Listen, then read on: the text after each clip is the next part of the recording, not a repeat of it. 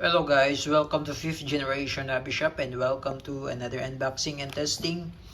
Testing po tayo ng Glock 19X by ENC Gas Blowback Airsoft Pistol. Shoutout po kay Sir Marvin. Glock 19X. So crossover po siya ng dalawang model. Glock 19 yung slide, Glock 17 yung grip. Yan. Code number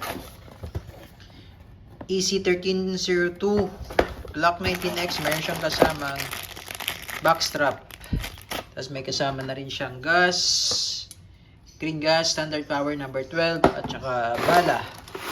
BBs, 0.23 grams, airsoft BBs, 4,000 shots.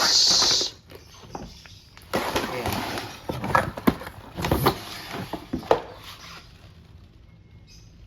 Ayan, may mga markings siya sa slide. Yan, oh, Glock 19X.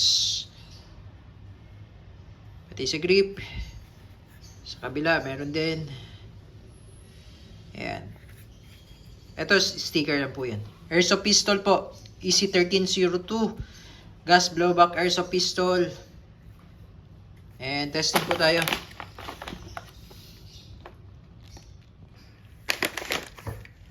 Ito po yung magazine. Gas mag. Pag maglo-load po kayo ng gas, inverted, dapat patiwarik po yung magazine po. Hindi po magkakarga yan pagka nasa ibabaw yung magazine. Dapat nasa ilalim yung magazine. Patiwarik po siya pag ganyan.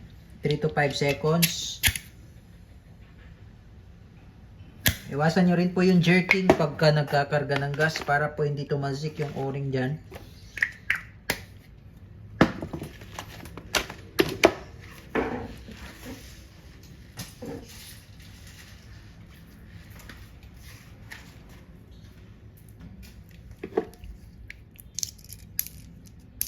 Ang capacity po nito ay 18 sa magazine po. Pwede rin po kayong gumamit ng BB loader.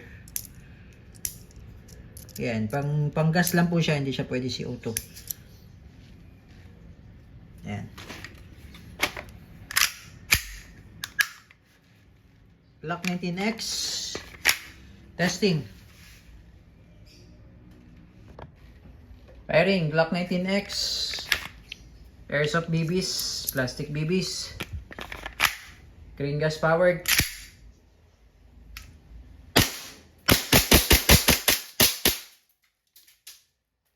wala ng bala, nag-open slide siya, pero paminsan di yan nag-open slide kapag may hinahangin or malamig magazine. Normal po yun.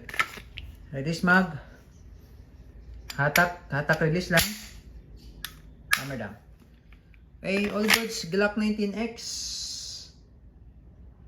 ng ENC. Airsoft po ito, hindi po siya airgun. Airsoft pistol.